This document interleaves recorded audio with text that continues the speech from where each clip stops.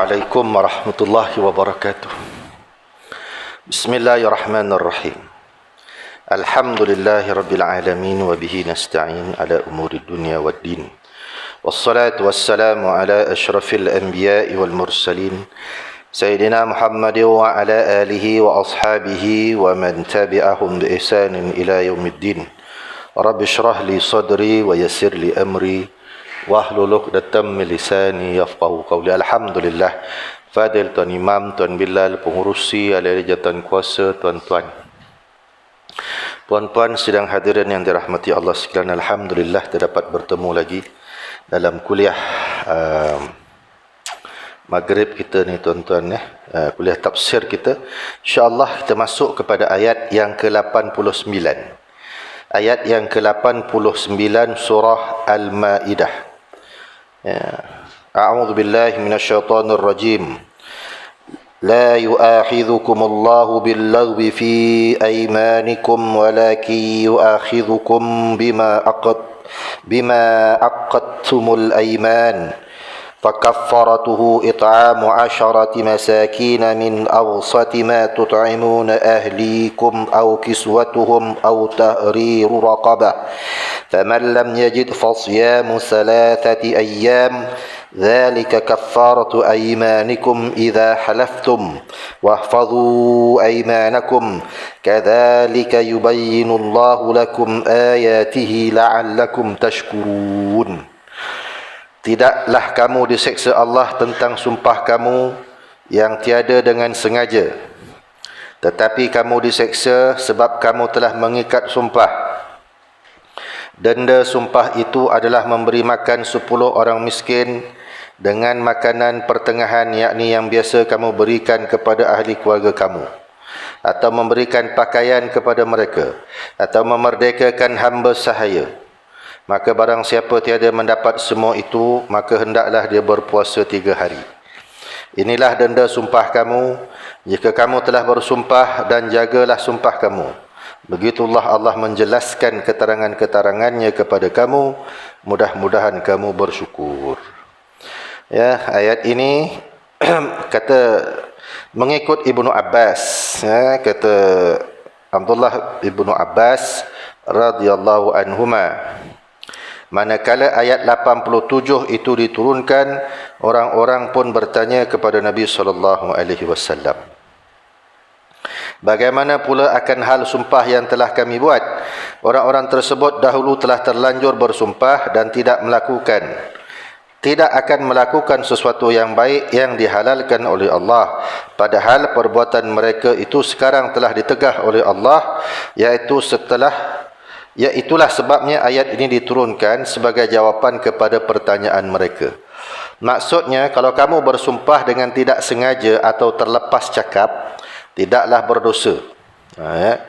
Ayat ini telah terdahulu huraiannya dalam surah Al-Baqarah ayat 225 dan 226. Hanya di sini diterangkan denda disebabkan bersumpah itu. Maknanya, tuan-tuan, kalau orang itu telah bersumpah tetapi tidak dapat dilaksanakan, macam mana dia nak membatalkan sumpahnya? Dia kena bayar denda. Dia tak boleh nak melaksanakan sumpah itu, maka ataupun dia nak membatalkan sumpah itu, maka dia kena bayar denda. Dendanya tadi itulah yang diterangkan. Jika sumpah yang kamu lafazkan itu dengan sengaja meniatkan dalam hati, kemudian melanggarnya, berdosalah kamu. Kalau seorang itu sengaja bersumpah dengan menyatakan, misalnya, demi Allah, aku tidak akan makan nasi lagi, kemudian dia makan nasi, maka berdosalah ia kerana melanggar sumpah yang mengikat dirinya. Sekiranya ingin melepaskan diri daripada dosa dan seksaan Allah kerana melanggar sumpah itu, maka dia mesti membayar kafarah, iaitu kafaratul aiman, kerana kesalahan melanggar sumpah atau dia nak batalkan sumpah itu. Jadi dendanya itu 3 macam. Pertama, memberi makan 10 orang fakir miskin, dengan anggaran tiap-tiap seorang itu Satu mud. Satu mud ni, kalau ikut kiraan dulu, 1/3 Baghdad atau satu kati tanah Melayu. Satu kati 600 gram. Betul tuan-tuan? Ya ke? Kalau tak salah saya. Sekati 600 gram. Orang tak pakai kati dah tuan-tuan. Tapi saya sempatlah, ya, kati, inci, ela, rantai. Yang saya ingat satu rantai itu antara satu tiang elektrik dengan satu tiang elektrik. Kalau tak salah saya lah, kan? Itu ukuran orang kampung lah tuan-tuan. Itu dipanggil ukuran imperial. Lepas tu kita guna ukuran matrix, yang kita gunalah meter, sentimeter dan sebagainya. Jadi satu kati 600 gram makanan. Beras berapa? Beras yang biasa kita makan. Kalau 600 gram tu berapa harganya? Bagi kepada 10 orang. Ataupun payah sangat ya tuan-tuan. Beli nasi je lah. Jangan nasi lemak tuan-tuan, RM3. Apa barang? Kan? Nasi apa tuan-tuan? Nasi biryani. Sedap sikit kan?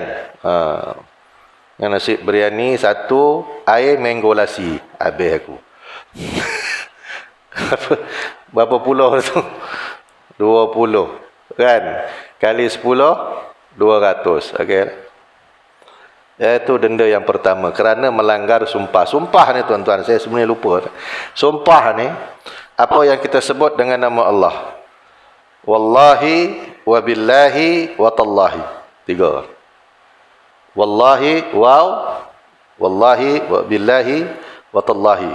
Waw, ba dan ta itu dipanggil huruf sumpah. Ataupun dia bercakap dalam bahasanya, demi Allah, aku tak akan makan nasi. Contoh dalam ni, aku tak akan makan nasi. Lepas tu dia makan, maka dia kena bayar denda yang tadi itulah. 10 orang fakir miskin bagi makan. Makanan yang pertengahan, maksudnya apa? Yang biasa dimakan. Dan makanan yang sah kalau kita adalah beras. Denda ini tidak sah dibayar dengan harga makanan dengan mata wang, dan tidak sah diberikan kepada selain orang Islam yang merdeka lagi berhajat. Begitu pula tidak sah diberikan hanya kepada seorang saja. Itu pandangan mazhab Imam Syafi'i rahimahullah. Tak boleh bagi duit, dia kena bagi makanan. Syafi'i ini strict sikit tuan-tuan. Sama macam zakat. Sepatutnya zakat itu tidak boleh dibayar dengan duit, dia mesti dibayar dengan beras. Yang kita bayar pakai duit ni ikut mazhab Hanafi ataupun mazhab Maliki. Ya, dia kena beras. Kalau macam tu amil ni berat lah tuan-tuan. Dia kena buat tong besar. Semua orang datang bagi beras. Kampit, 2 kampit. Kan?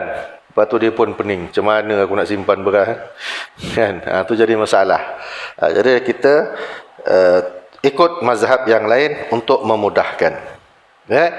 Yang dimaksudkan dengan makanan yang pertengahan dalam ayat tadi, kerana ada orang yang boros dan tidak ada pula yang kedekut. Makanan yang pertengahan, jangan terlampau mahal atau jangan terlalu murah yang biasa kita makan. Dan sekali makan yang sedap berapa? RM10. Susah, RM15 lah, sedap sikit. Okey. 10 orang 150. Dan bagi, kata Imam Syafi'i, tak boleh bagi pada seorang. Ya, bagi kepada 10 orang. Carilah siapa yang fakir miskin. Alah, pergi tengah KL tuan-tuan. Banyaklah orang yang layak menerima. Ya, dan mesti daripada kalangan umat Islam. Islam tu syarat dia. Imam Syafi'i letak syarat dia, orang Islam. Atau au kiswatuhum au tahriru raqabah, atau memberi pakaian. Kepada denda yang kedua, yang pertama tadi buat. Kalau tak boleh, dia yang kedua. Memberi pakaian kepada seorang miskin, yang juga dari jenis pakaian yang sederhana. Anggarannya yang dinamakan pakaian ialah yang menutup badan, baju, kain, seluar panjang, selendang, serban. Jika dibeli 10 helai dari jenis pakaian itu, dibagi kepada 10 orang, memadailah. Tetapi tidak memadai jika kafarah itu berupa kasut atau sarung tangan. kerana jenis ini tidak dikira pakaian. Begitu juga tidak mestinya baru, ada mesti seukuran dengan orang yang diberikan. Bahkan memadai jika pakaian tadi telah dipakai asalkan tidak reput, sempit, tidak seukuran dengan badan. Nah, bagilah kain pelikat yang baru, tuan-tuan. Kan? Ya, mahal sikit, tuan-tuan, ya. Gajah apa, tuan-tuan? Gajah terbang, hentam menyalah. Bagi, cari 10 orang, bagi. Sebab melanggar sumpah. Denda sumpah ini ada yang ketiga. Yang ketiga ni tak ada lah. Sebab kita ni tak ada hamba, memerdekakan hamba. Syaratnya hendaklah hamba saya itu orang yang beriman, cukup sifat, tidak cacat, seperti kudung tangan atau kaki, buta mata atau gila. Tetapi memerdekakan hamba sahaya yang juling matanya atau pekak telinganya atau terpotong telinga dan hidungnya adalah sah. Kerana kecacatan-kecacatan itu tidak menghalang dia daripada bekerja. Nak memerdekakan mesti cari yang elok-elok. Jangan dah tak boleh pakai. Ya, ada hamba tak berapa betul masuk air. Kena banjir baru ni masuk air, tuan-tuan. Merdeka kan? Tak boleh, tuan-tuan. Mesti hamba yang elok-elok, tuan-tuan. Kalau ada lah, ini contoh, hamba dah tak ada. Jadi kalau dah tak ada hamba, ada dua je pilihan. Sama ada bagi makan atau bagi pakaian. Okay. Ya. Dan kalau tak ada, semua tu tak mampu. Nak bagi makan pun tak mampu, bagi pakaian pun tak mampu, hamba pun dah tak ada. Maka hendaklah dia berpuasa 3 hari. 3 hari. Jika orang tu memiliki makanan untuk dirinya dan untuk orang-orang yang ditanggung nafkahnya cukup sehari semalam dan berlebih pula untuk diberikan kepada 10 orang miskin, wajib dia kafarah dengan memberikan makanan. Tidak boleh dibayar dengan puasa. Tetapi jika dia tidak ada makanan untuk dia dan ahli keluarganya, maka bolehlah berpuasa 3 hari berturut-turut atau berselang-selang. Tetapi yang paling cantik berturut-turut. Dzalika kaffaratu aymanikum idza halaftum. Inilah denda sumpah kamu jika kamu telah bersumpah. Perkara yang disebutkan tadi merupakan denda yang wajib kepada orang yang bersumpah, ya, yang telah melanggar sumpah. Tetapi selagi sumpahnya tidak dilanggar, tiadalah wajib. Wahfadhu aymanikum, jagalah sumpah kamu. Sebab tu jangan banyak bersumpah. Wallah, demi Allah begitu begini, demi Allah. Macam orang Arab, tuan-tuan, wallah, wallah, wallah. Itu cakap biasa dia, tuan-tuan. Itu cakap biasa dia. Ya. Orang yang bersumpah. Ini satu contoh, tuan-tuan.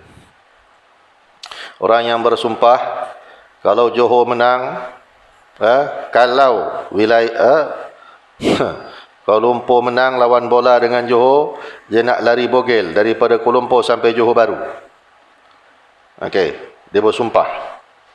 Sumpahnya tidak boleh dilaksanakan sebab sumpahnya itu adalah sesuatu yang haram. Mana boleh orang membuka aurat? Haram. Jadi bila haram, dia tak boleh melaksanakan sumpah. Bila dia tak boleh melaksanakan sumpah, sama juga, dia kena bayar kafarah. Dia nak melepaskan diri daripada sumpah. Sebab tu buat sumpah jangan yang pelik-pelik. Saya ingat lagi. Saya sekolah lelaki, ada sekolah perempuan. Budak perempuan tu bersumpah, kalau dia berjaya cemerlang, dia akan belanja satu sekolah budak lelaki ni makan. Pengsan bapak dia, tuan-tuan.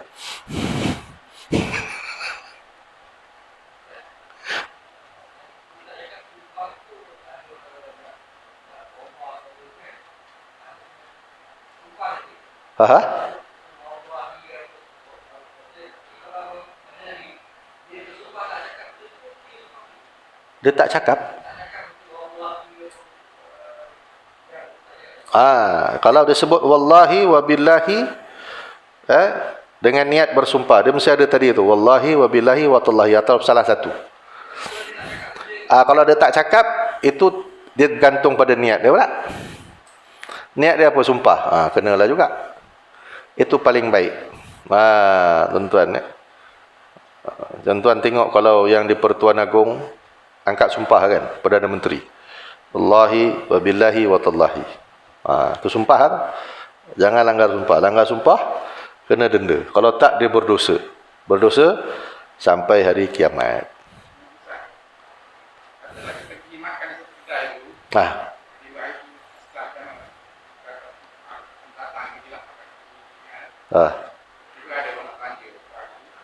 Tapi dia tak bersumpah.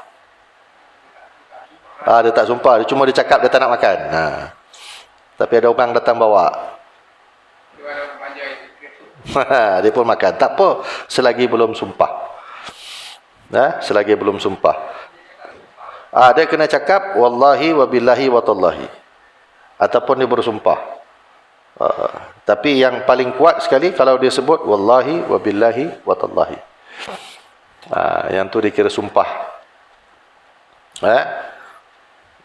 Jadi budak perempuan ni cakap dengan bapak dia, terpaksalah bapak dia bawa makanan.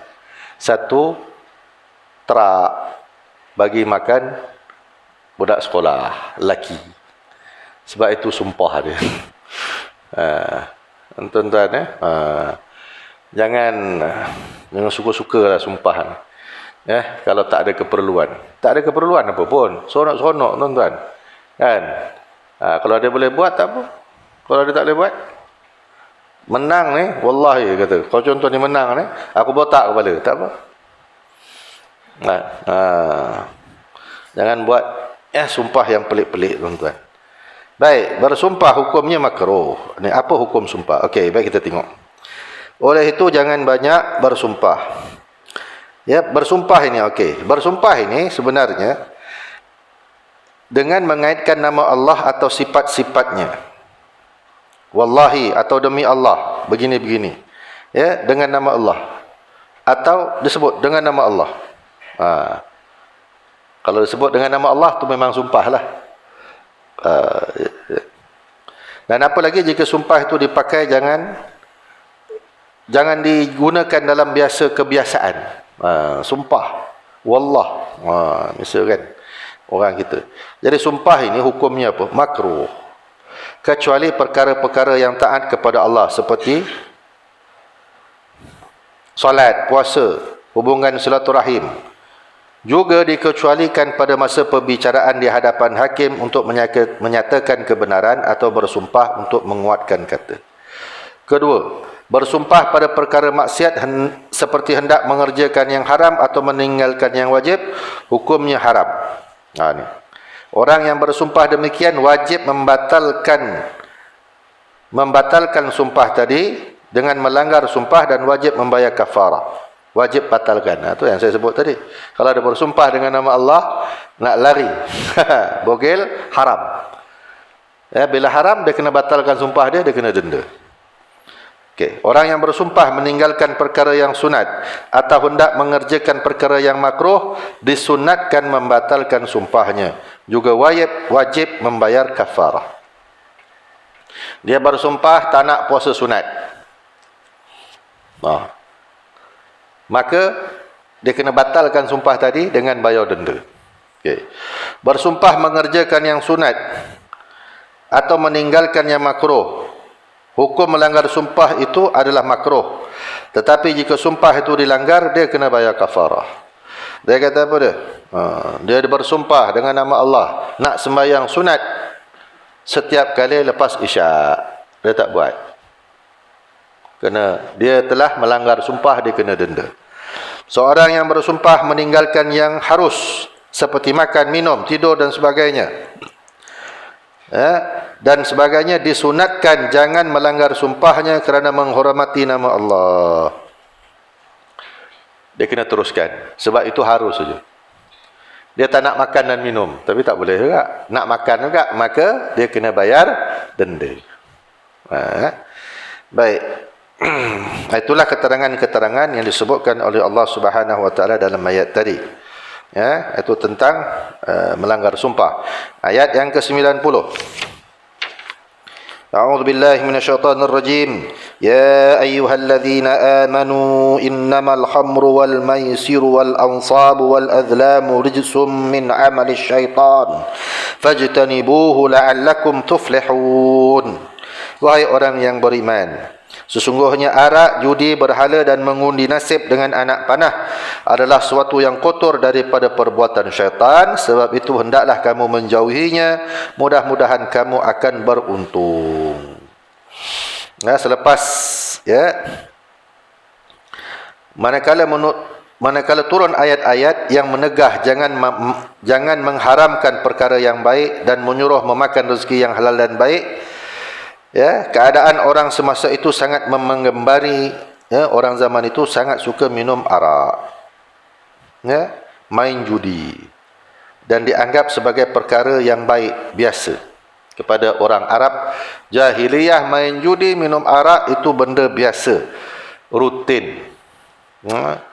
Dalam syair-syair Arab jahiliyah, kalau kita tengok syair Arab, syair Arab jahiliyah ni menggambarkan apa tuan-tuan? Menggambarkan kehidupan orang-orang Arab. Dia minum bukan pakai cawan, dia minum pakai mangkuk. Bukan sikit-sikit, bertempayan-tempayan. Tu orang Arab punya main. Lepas tu main judi, itu benda biasa. Manakala turun ayat 90 ini, Allah Ta'ala menerangkan bahawa arak, judi bukanlah perkara yang baik yang dihalalkan, malah dia telah diharamkan. Adapun kedua-dua perkara tadi telah dihuraikan dalam surah Al-Baqarah ayat 209. Dalam surah Al-Baqarah diterangkan apa dia? Arak ataupun khamar. Arak ni dalam bahasa Arab dipanggil khamar. Khamar ni maksudnya apa? Tutup. Sebab orang yang minum arak ini akalnya tertutup, sebab itu dia mabuk. Sebab itu dia mabuk. Jadi Allah Subhanahu Wa Taala melarang orang Islam minum arak kerana arak itu menghilangkan akal dan meminumnya boleh memabukkan. Sekalipun arak itu mengandungi faedah, tapi faedahnya hanya sedikit. Dalam ayat surah Al-Baqarah disebut arak itu ada faedah, tapi faedahnya terlalu sedikit daripada mudaratnya. Sebab itu diharamkan. Orang yang minum arak akan seronok sementara waktu dan menguntungkan orang yang menjualnya.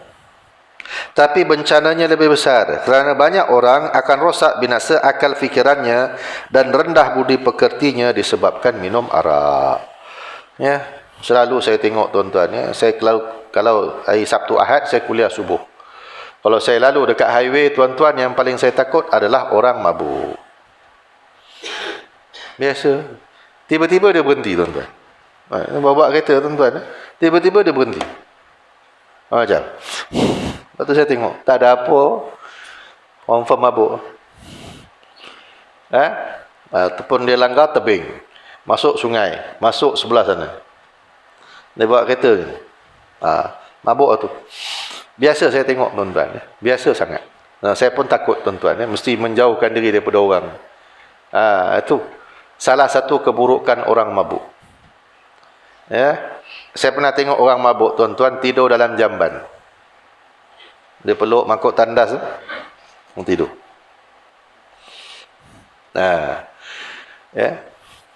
Dia buang tong sampah daripada tingkat 4 sampai ke bawah. Tu hoyong ayang jalan. Patutlah dalam Quran kata orang khamar ni, orang jadi mabuk ni akalnya hilang. Apalah. Mulut berbuih tuan-tuan, tidur kat jalan. Allahu Akbar. Buruknya orang mabuk. Sebab itu arak itu haram. Dari segi apa segilah pun. Baik. Jadi Allah melarang ini. Dan itu arak maklum arak tak payah nak cerita banyak lah tuan-tuan. Semua yang memabukkan. Kullu muskirin haram. Semua yang memabukkan itu haram. Apa juga yang memabukkan? Bagilah nama apa pun. Air tapai, air tuak jangan tuan-tuan. Kalau tuak pantai timur tu air nira. Boleh minum. Apa? Todi. Tak, kalau dulu apa dekat ladang ni? Samsu haram. Dia buat sendiri dekat ladang getah. Kalau elok-eloklah dia boleh. Kalau tidak 3-4 orang mati. Bulan depan buat lagi 3 orang pula mati. Sebab salah campur. Tak apa-apa dibubuh tuan-tuan. La ilaha illallah. Dia tutup, diperam. Lepas tu dia minum ramai-ramai. Kalau betul sukatannya elok, lah dia mabuk bisu. Kalau tak ada, mati tuan-tuan. La ilaha illallah. Biasalah tu. Itu sebab tu haram dalam apa juga. Baik, judi. Apa juga yang namanya judi? Judi ni maksud apa dia tuan-tuan? Bertaruh. Judi ni jangan kita fikir main judi ni main apa? Main kad pula kan? Main kad tu. Raja diamond, raja lekuk, raja kelawar, raja spade. Macam-macam raja je lah tuan-tuan dalam tu kan. Kecil-kecil main lah tuan-tuan. Tapi tak adalah pakai duit. Pakai apa? Daun getah. Kira duit lah tu.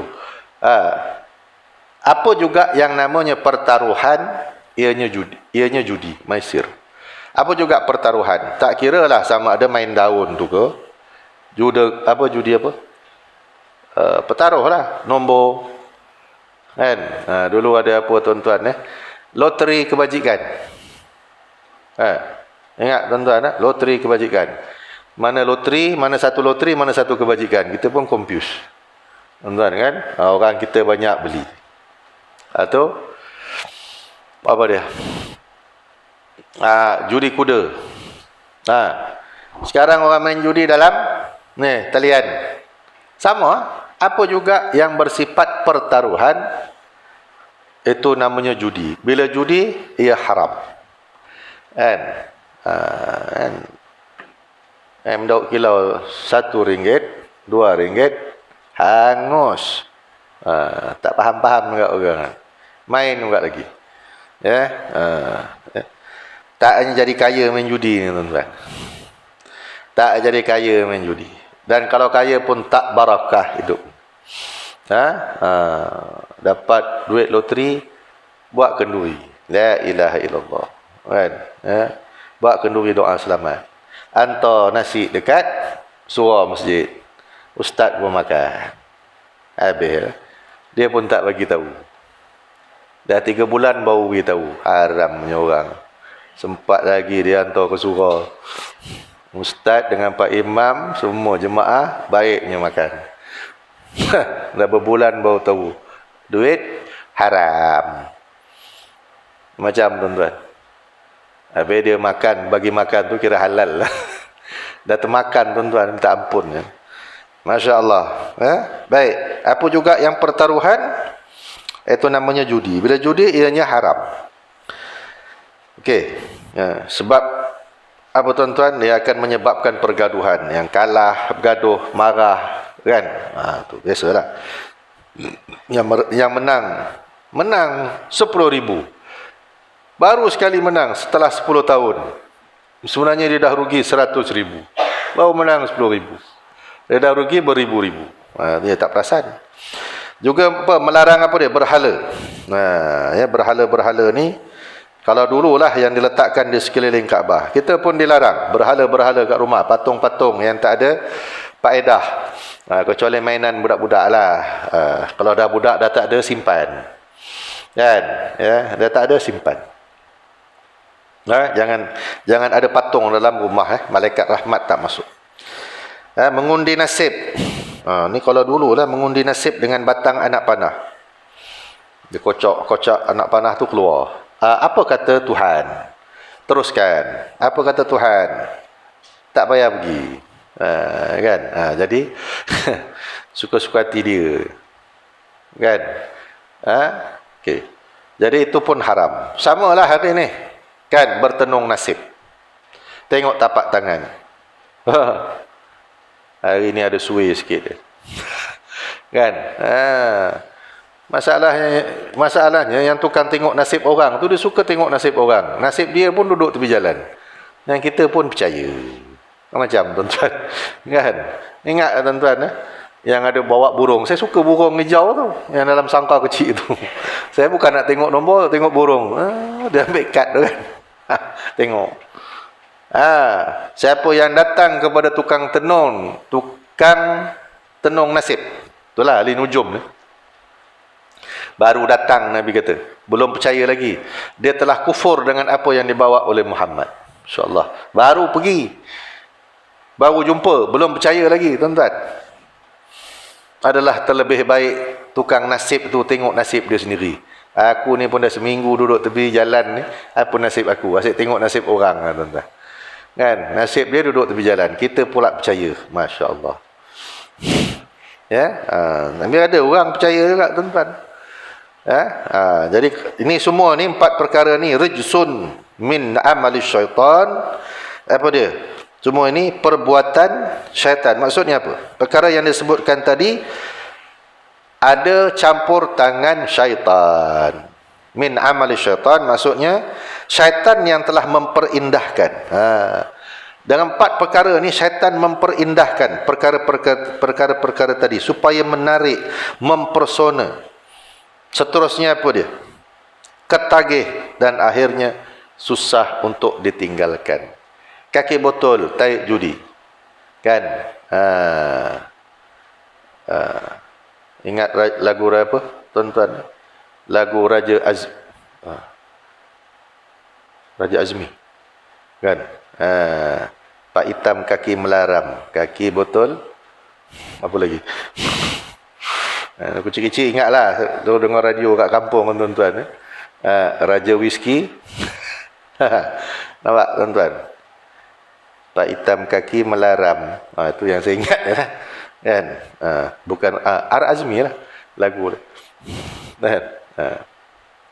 Baik, tuan-tuan. Syaitan memperindahkan. Ya, dengan tukar dengan macam-macam. Arak ni ditukar jadi alkohol. Sama, tuan-tuan. Tak kira lah nama apa pun. Asalkan dia memabukkan, haram. Bagilah nama baru apa pun. Judi, bagilah loteri ke, kebajikan ke apa ke. Dia jadi cantik. Lalu orang terpesona. Lalu susah nak tinggal. Betul, tuan-tuan. Tarik judi, kaki botol. Allahu Akbar. Susah nak berhenti. Samalah juga dengan apa dia? Dadah.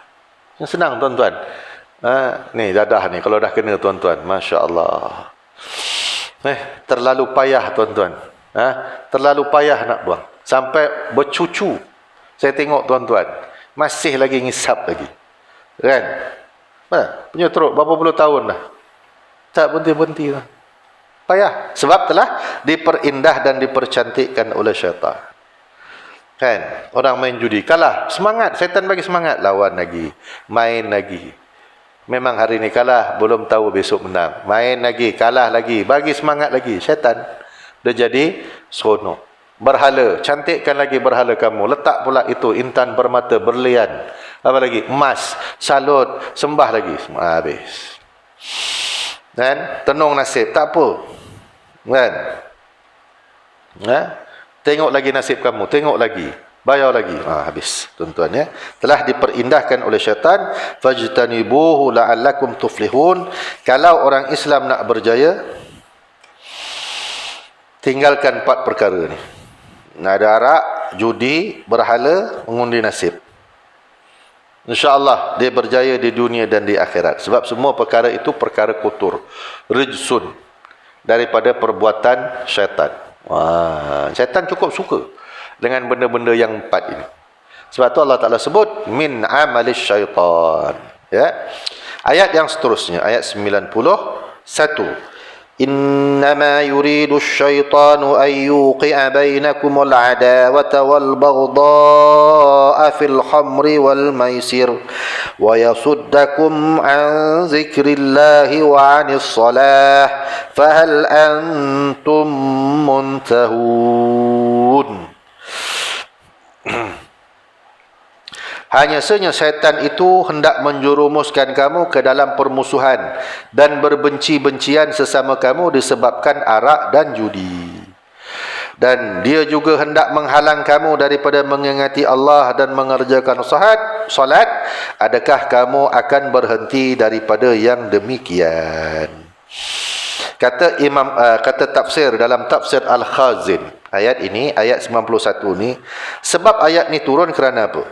Sayyidina Umar Al-Khattab telah berseru, ya Allah, terangkan kepada kami tentang hukum arak dengan keterangan yang memuaskan hati, Maka turun ayat 219 surah Al-Baqarah, yas'alunaka 'anil hamri wal maisir.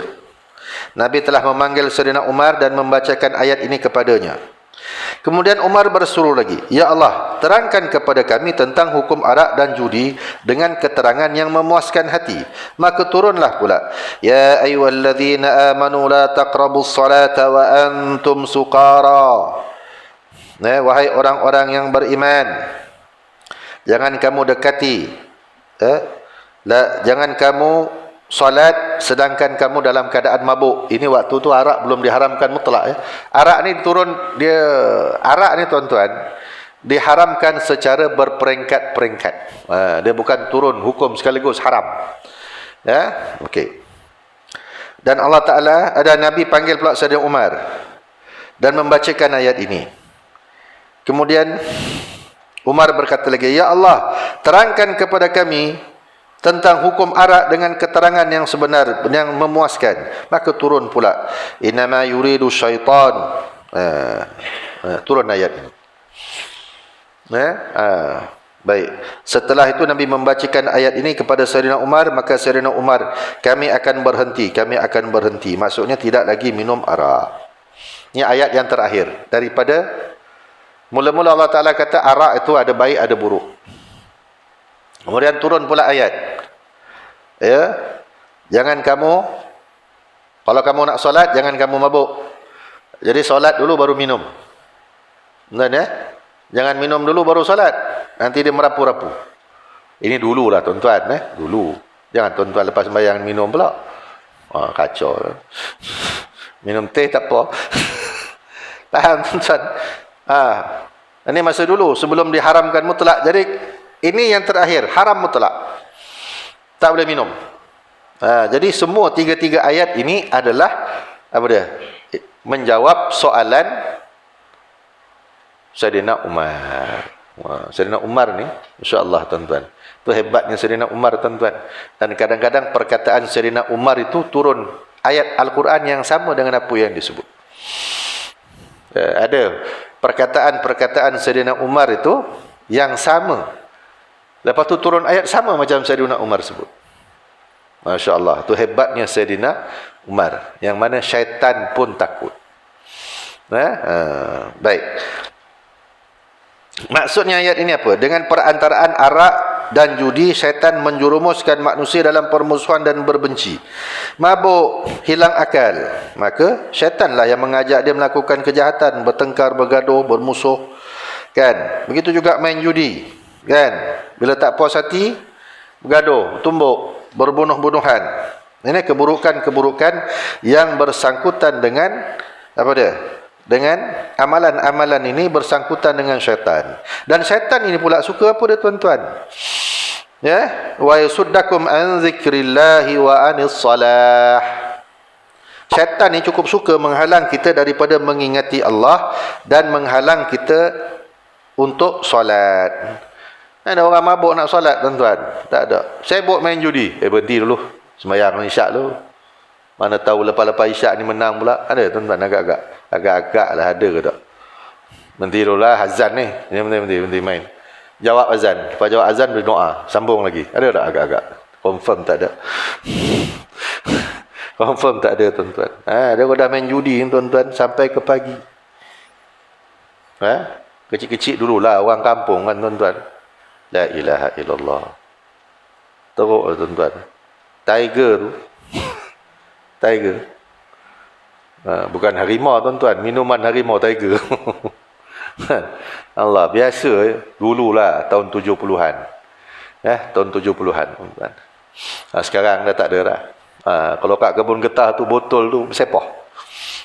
Dulu getah lah tuan-tuan. Musim hujan ni tak boleh menoreh lah pula tuan-tuan. Sian. Kan? Sekarang tak ada tuan-tuan ya. Kampung tak banjir tuan-tuan sekarang. Yang banjir ni bandar banjir tuan-tuan. Sian Selangor KL ni saya tengok. Ya Allahu Akbar. Dia dua je Selangor KL ni tuan-tuan tengok ya. Kalau tak ada air, tak ada air. Kalau ada air, terlebih-lebih air. Betul tuan-tuan? Setuju tuan-tuan? Kalau tak ada air, berhari-hari tak ada air. Kalau ada air tuan-tuan, melempah-lempah. Semalam saya pergi Dah berapa hari ni lah tuan-tuan pergi tolong rumah kawan yang kena banjir tuan-tuan. Allahu Rabbi. Nak menangis, tak ada sampai tak boleh nak menangis tuan-tuan. Ya. Ada rumah kawan sampai ke bumbung ada. Air ni jangan masuk banyak tuan-tuan, masuk 2 kaki cukup. Habis perabot.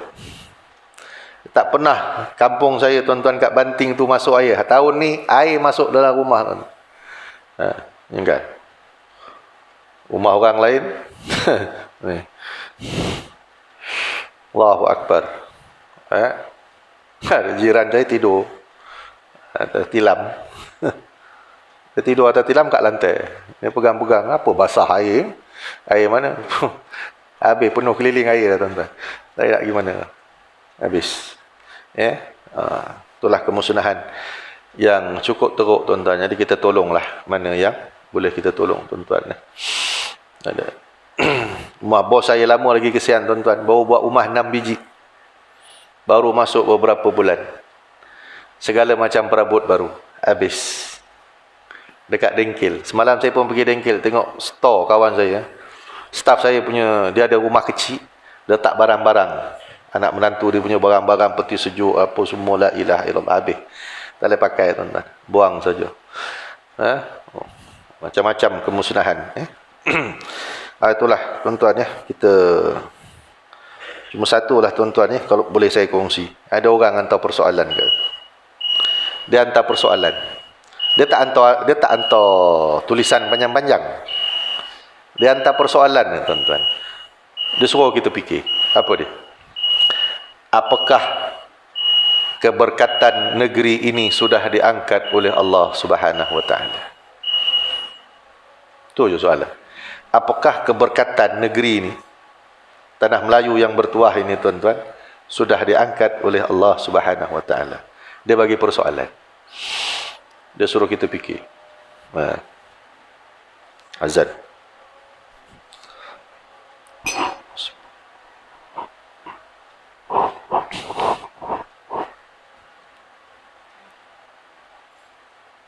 Allahu Akbar.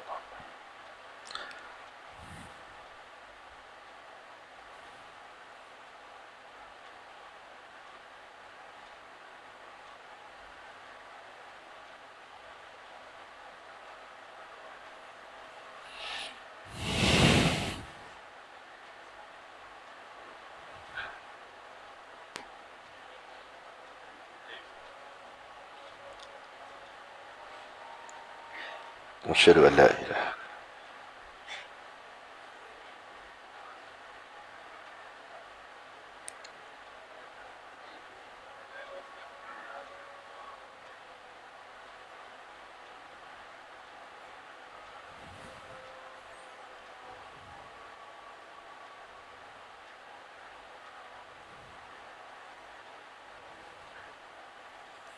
Asyhadu an la ilaha.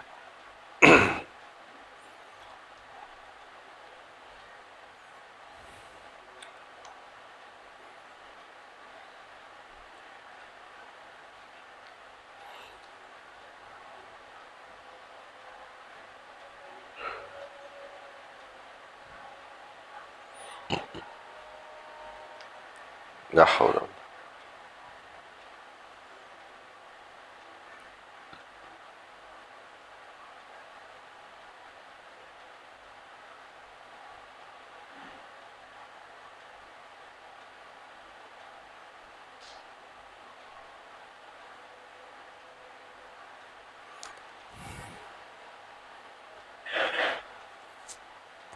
Haula.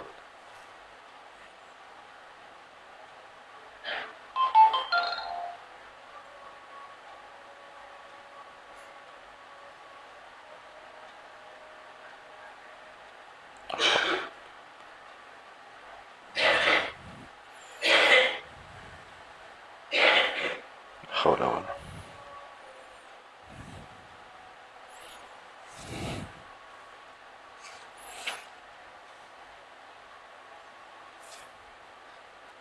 Haula.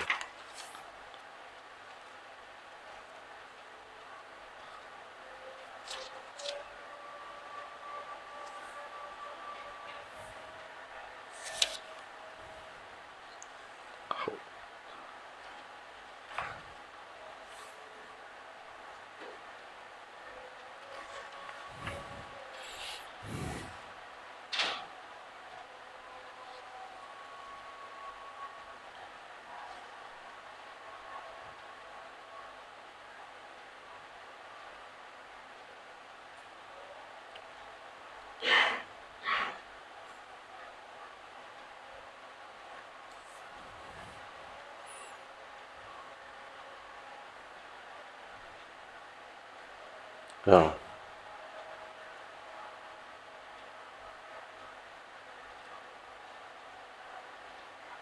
Ya. Ya, ya.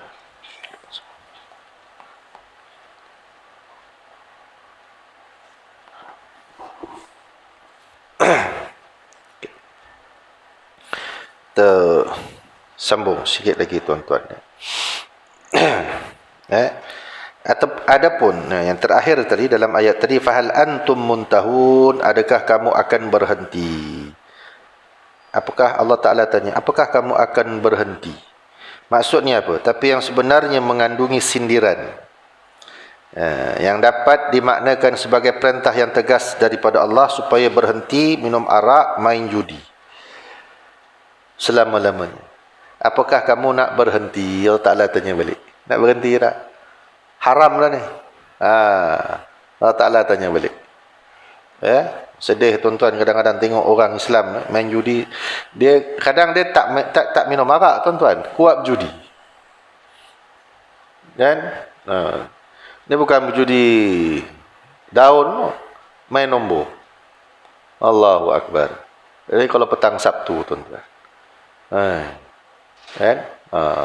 penuh orang. Sebab besok keluar nombor. Masya-Allah. Allah Ta'ala tanya, nak berhenti tak? Ayat yang seterusnya, wa ati'ullaha wa ati'ur rasula wahdharu fa in tawallaitum fa'lamu annama 'ala rasulina al-balagul mubin. Taatlah kepada Allah dan taatlah kepada Rasul, dan berjaga-jagalah kamu. Sekiranya kamu engkar, maka ketahuilah bahawasanya kewajipan Rasul hanya sebagai utusan. Kami hanyalah menyampaikan dengan seterang-terangnya.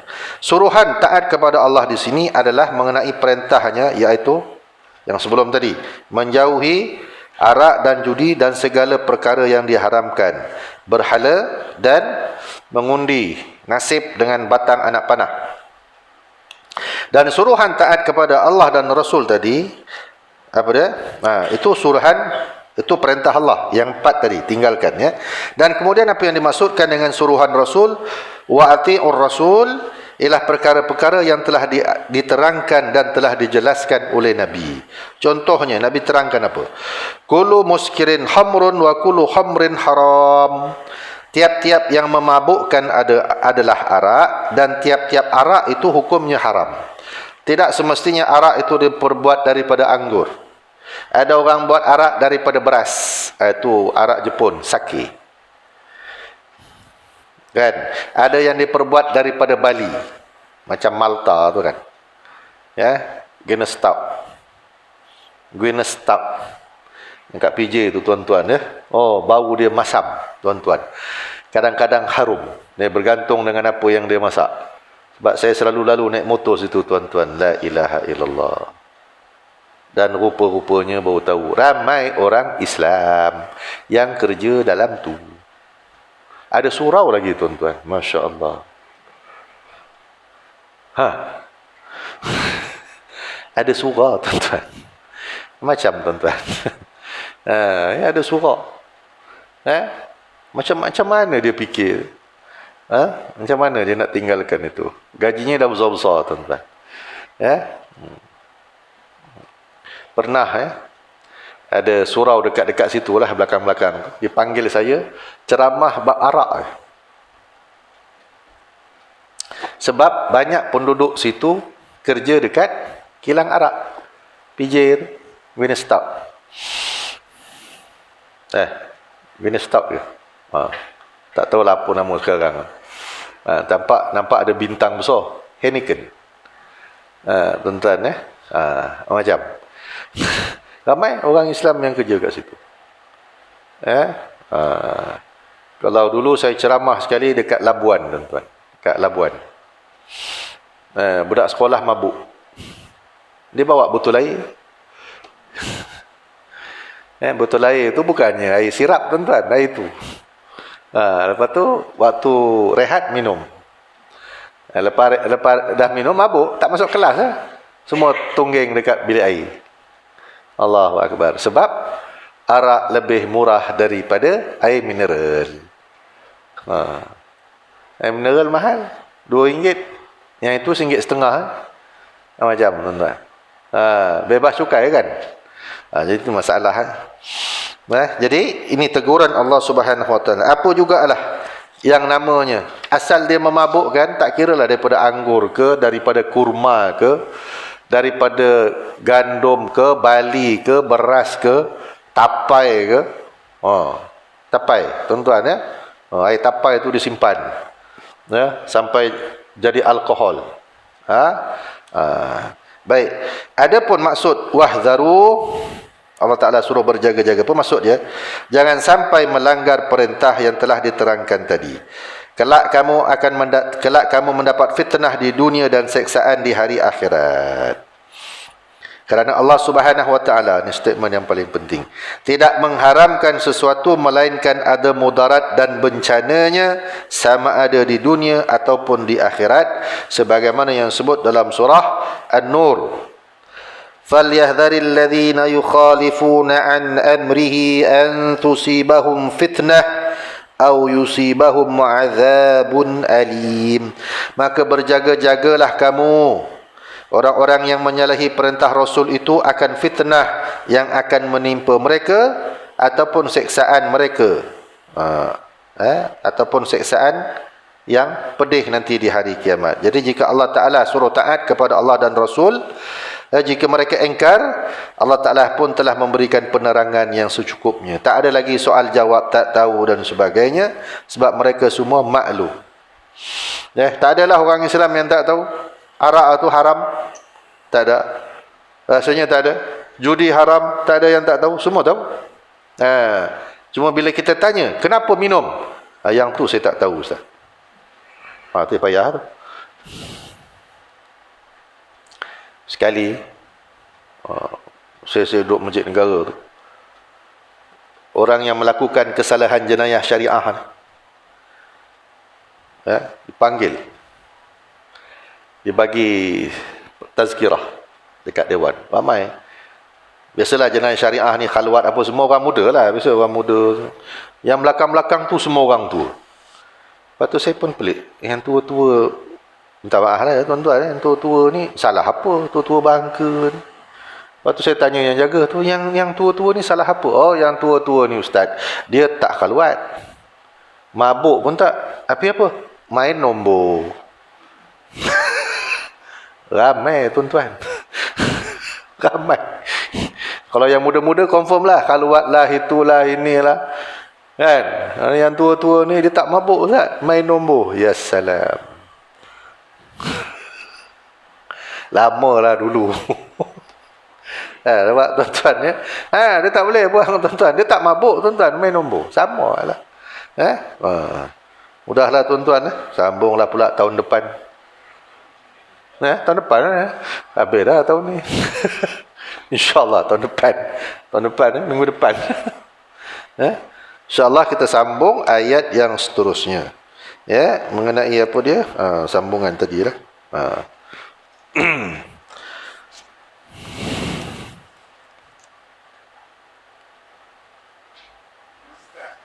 Ya.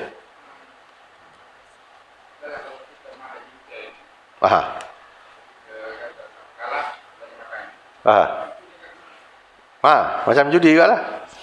Sebab bertaruh. Tak boleh. Itu macam judi, pertaruhan. Walaupun belanja makan, dia redha. Sebenarnya haram. Kalau pada saya lah. Kalau yang striknya, siapa kalah belanja makan. Judi tak tuan-tuan? Judi. Sama juga kita kalau letak duit bertaruh kan. Kalah ben. Judi. Kalah ben. Kalah belanja makan. Kan? Tapi kalau ada cakap awal-awal lah, kita ni bukan berjudi, kalah menang saya belanja. Tak apa.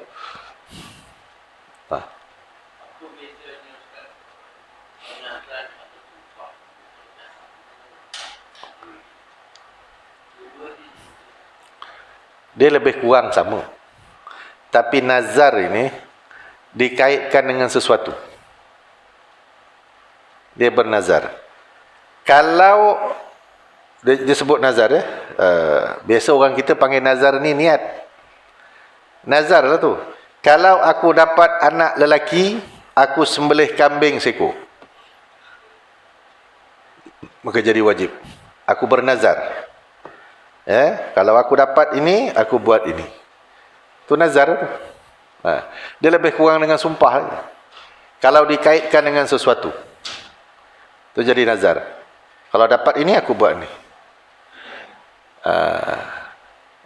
Lulus periksa, aku buat ni.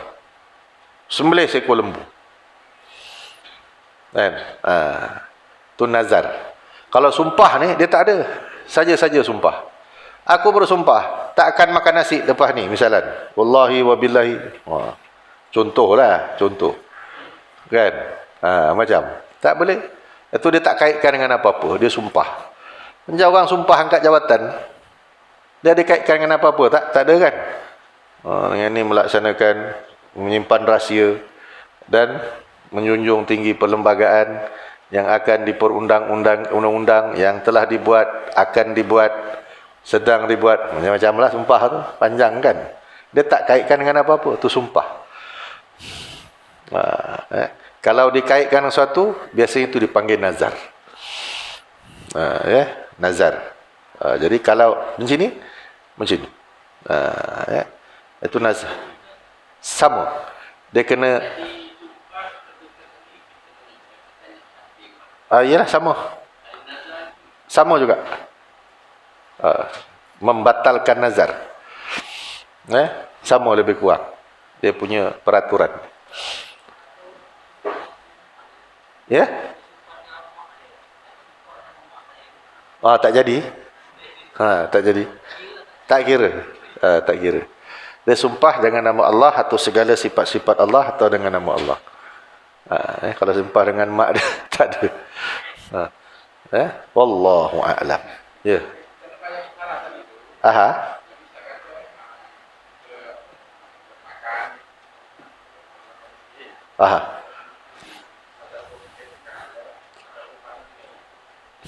Tak.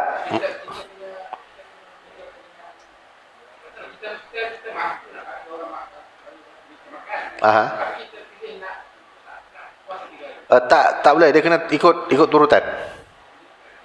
Pertama, bagi orang makan. Kedua, bagi pakaian.